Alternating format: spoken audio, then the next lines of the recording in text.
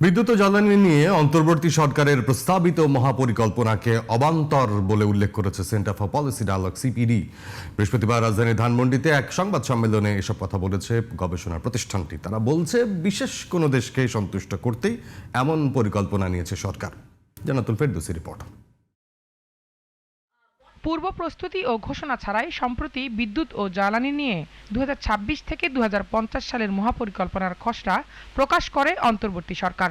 এই পরিকল্পনার অসঙ্গতি নিয়ে প্রতিক্রিয়া জানাতেই বৃহস্পতিবার ধানমন্ডিতে সংবাদ সম্মেলনের আয়োজন করে সিপিডি। যে আমি নবায়নযোগ্য জ্বালানিও করব না, তাহলে তোমার স্মার্ট গ্রিড করবার প্রয়োজন নেই। এবং তার পাশাপাশি যেটা একটু বললাম যে একটা রিজিওনাল ম্যাপিং এর দরকার ছিল এখানে, সেটা এখানে অ্যাবসেন্ট। যে কোন জায়গায় সোলারের বা উইন্ডের হাইড্রো পটেনশিয়াল কিরকম এবং সেভাবে আমার গ্রিডটাকে ডেভেলপ করার দরকার, সেটাও আমরা এখানে চরমভাবে অ্যাবসেন্ট পেয়েছি। গবেষণা প্রতিষ্ঠানটি বলছে মহাপরিকল্পনায় বিদ্যুতের চাহিদা আবারও অতিরঞ্জিতভাবে দেখানো হয়েছে।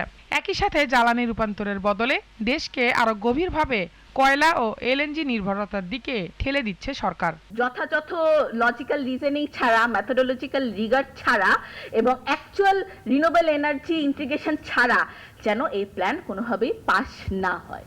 মহাপরিকল্পনায় 2025 সালে বিদ্যুৎ চাহিদা ধরা হয়েছে প্রায় 41,000 মেগাওয়াট। সিপিডি বলছে বাস্তবে এই চাহিদা 30,000 মেগাওয়াটের বেশি নয়। যে নতুন রাজনৈতিক দলগুলোর পক্ষ থেকে তারা যখন নির্বাচিত হয়ে আসবেন, তাদের পক্ষ থেকে একটি নতুন পরিকল্পনা প্রণয়নের উদ্যোগ নেওয়া উচিত। রিনিউয়েবল এনার্জির দিকে যে যাবার যে দীর্ঘমেয়াদী লক্ষ্য, সেটির সঙ্গে সাযুজ্যপূর্ণ একটি পরিকল্পনার উদ্যোগ রাজনৈতিক দলগুলো নেবেন।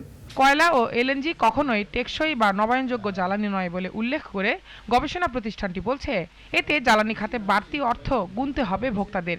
অধিক মূল্যে এলএনজি আনবেন এবং সেই অধিক মূল্যের এলএনজির মূল্য ব্যয় ভোক্তাকে বহন করতে হবে। এবং সেখানে আন্তর্জাতিকভাবে তার থেকে স্বল্প মূল্যের এলএনজি পাওয়া যেত, কিন্তু আমরা সাম্প্রতিককালে চুক্তি করে বসে আছি কোনো নির্দিষ্ট দেশ থেকে অধিক মূল্যে আমরা এলএনজি আমদানি করব। তো সেইবারও কিন্তু ভোক্তার উপরে আগামী দিনে আসতে যাচ্ছে, সেই ইঙ্গিত কিন্তু এখানে দেয়া হয়েছে। প্রস্তাবিত মহাপরিকল্পনার উদ্দেশ্য নিয়ে প্রশ্ন তুলে অচিরেই এটি বাতিলের দাবিও জানিয়েছে সিপিডি।